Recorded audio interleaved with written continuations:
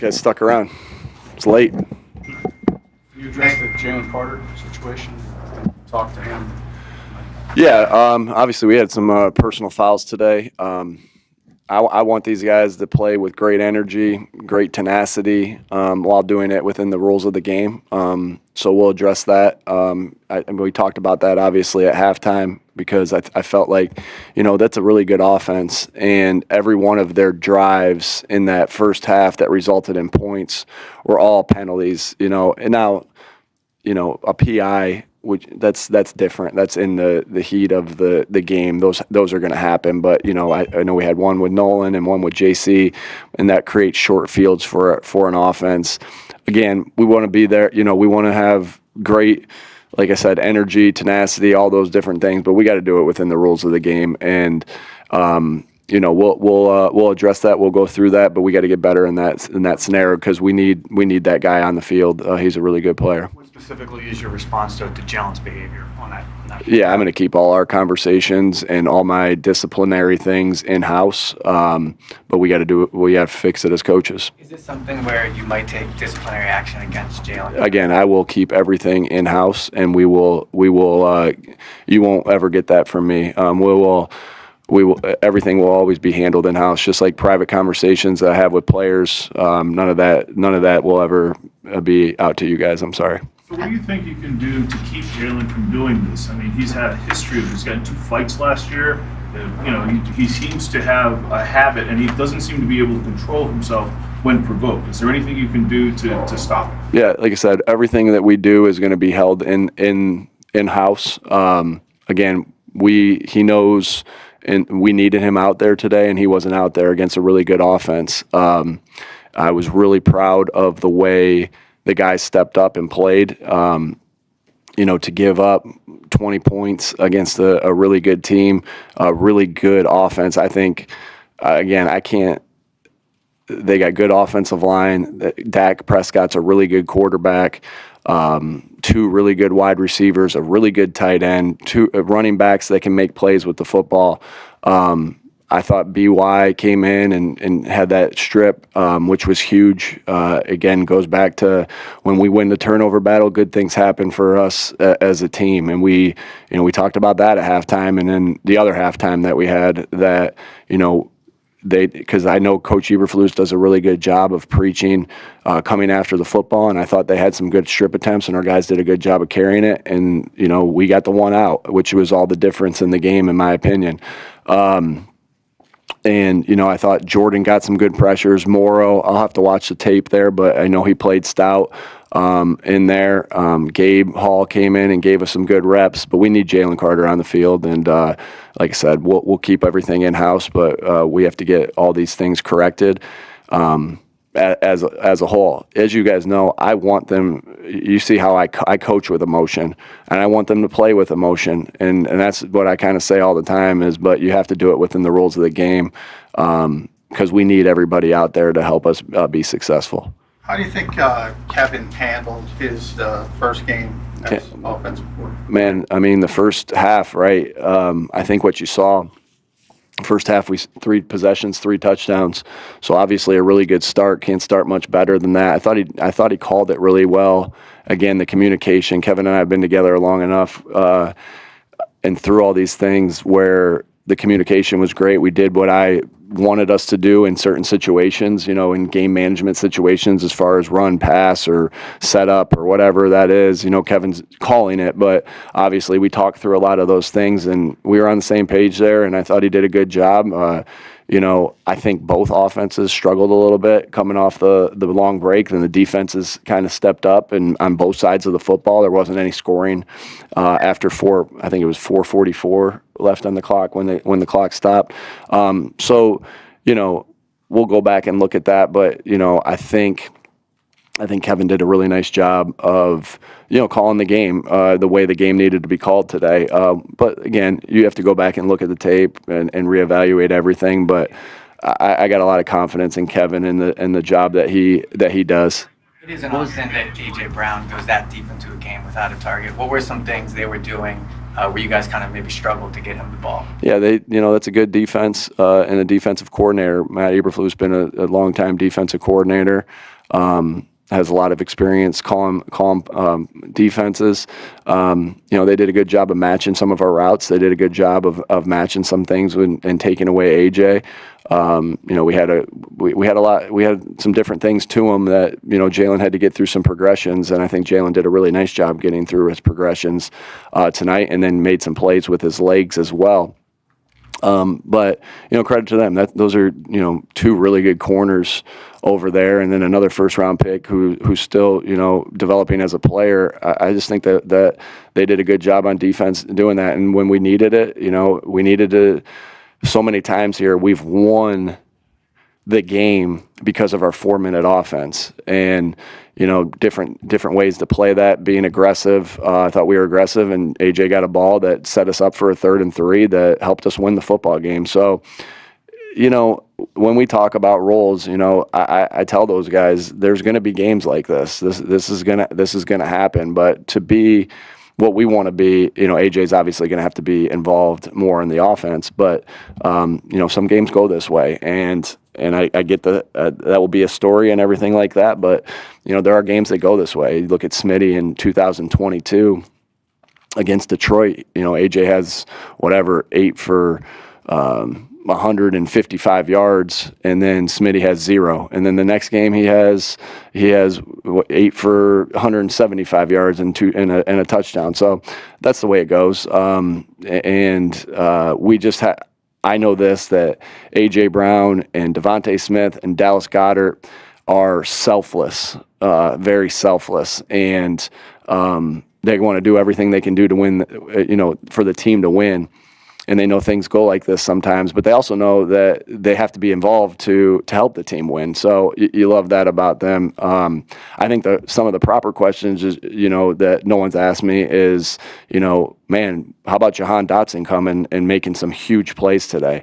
A huge 3rd down catch that equaled points on a 3rd and really long, a 51-yard gain, another one on a scramble. I get it. You want to ask a lot of the negatives, but man, there was some positives too. And Jahan, that is such a huge ability to have when you have the other guys that they're keying on, and then Jahan comes in and makes the plays that he does. Again, I know the story will be AJ only got 1 target until the 4th quarter, but how about Jahan Dotson? He played a heck of a game. Jalen performed in spite of the fact that AJ was not. Yeah, if you guys can tell me exactly how somebody played immediately after the game, that's pretty impressive. I'll have to watch the tape, but I think Jalen played a really efficient game. He made a lot of plays with his feet when things weren't particularly there. That's such an advantage that Jalen. Man, there was a 3rd down. They took away his first read. He situated his feet and put the ball to Dallas. To say I know exactly how he played yet would be hard because I want to watch the tape, but he did. I thought he played really efficient, and I thought he played really well. And he's a big reason why we won that football game tonight, the game that he played. Again, I know that it will say that we threw for 152 yards. What's going on? Why didn't we throw? But Jalen played really efficient and really good. And from what I saw, and made plays both with his legs, with his mind, and with his arm. On a defense, the plan against CeeDee Lamb, what was it? And specifically how Quinion was deployed? Yeah, I'm not going to get into exactly what our plan was, but, CeeDee and George Pickens are both really, really good players. And Dak, man, I got a lot of respect for him. We've seen him a lot. We've seen him an awful lot. And he can get the ball to his guys and can make a lot of plays. So, you always are going into a game saying, how do we take out their best players? Whether that's scheme, whether that's matchups, whatever it may be. They got him the ball quite a bit today. I think he had 100+ yards, and probably had some more plays even out there. But that's the way first games go. I knew coming into this first game that there's going to be a little bit more missed tackles than normal. There's going to be a ball on the ground, and it just happened to be by them and not us. There's going to be drops, both by the offense and by the defense, because now you're into, like, those are you block and you block destruct live in practice. But those things, when you're getting hit and tackled, those become live. And watching our first games from the last 3 years that, I spent a lot of time on, there was a lot of drops, not necessarily by the Eagles, but by our opponents, because it's different. It's different now, and it's the same for our defense, right? I'm not sure I count. Reed's was a tough catch, right? I'm not sure I expect Byron Young to make that play. He doesn't go through that catch circuit with us, but, I want him to make that play. Off that collision or, off that pass breakup by Quinyon, and then Q's got to have that one. But, those are some of the things that happen in the first game, and you're just thankful, coming out of a first game, like, man, I'm thankful that you can correct off of a win, because there's a lot to correct. Obviously, you guys asked me about, the personal fouls. That needs to be corrected. There's some things, being on the same page. There was a couple same page things, operation things. We had to burn a timeout. That always gets me when we have to burn a timeout, especially in the second half. So a lot to clean up. When you have linebackers that can carry their coverage that far down the field, from an offensive perspective, how difficult does that make life? Sure. Yeah. I mean, I think my first experience with that in the NFL was with Shaq Leonard. Just his length and his speed created a lot of turnovers, and passing windows close really quick, and it's hard to get the shots. We had, those guys had some nice plays downfield on some deep shots, on some chunk plays. It forces you to check it down more. It forces the passing lanes to be a little bit closed a little bit more when they have that speed and that length like those guys have. I can't tell you how many times in practice that happens with those guys. And then same thing with Darius Leonard, the same thing. Those windows, I remember Philip Rivers one time, like, man, that window closed. I was open. That window closed fast. So it makes you, as a quarterback, get you better when you go against those guys in practice. But it puts a lot of stress on the offense when those passing lanes close, when they're able to clear the coverage up. And not to mention, okay, they take away the deeper route, and then they rally up to tackle, and they're short tacklers, right?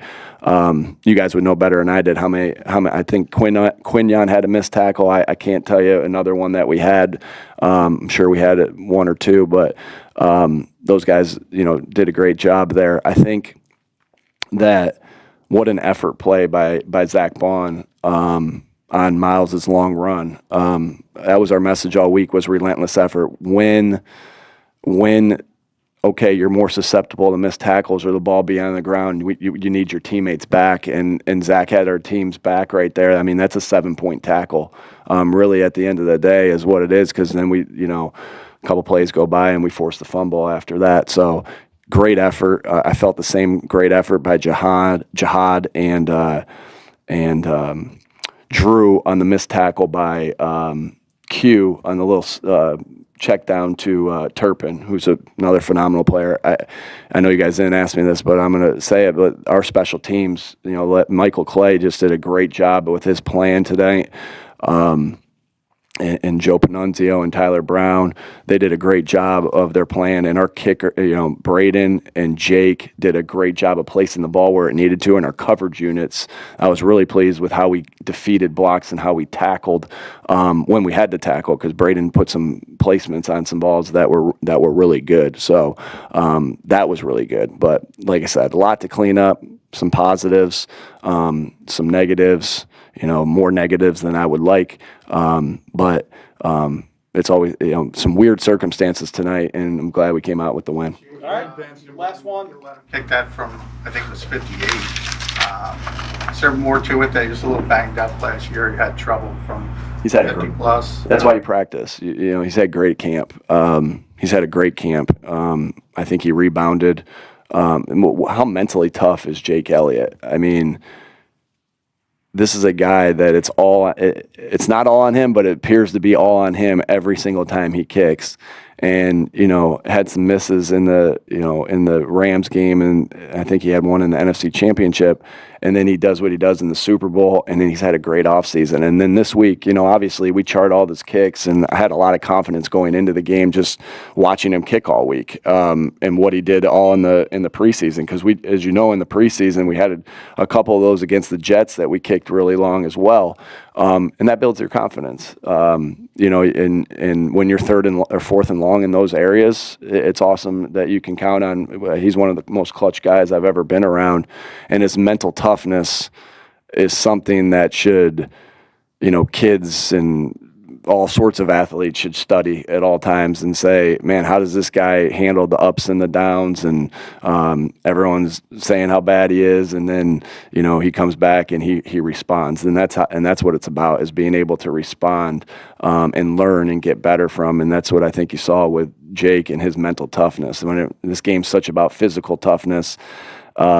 It's great when you're able to, there's a lot of mental toughness in this thing as well. And so it's great. Jake doesn't get a chance to show his physical toughness, but he does a great job of showing his mental toughness and for our team. All right. Thanks, Nick.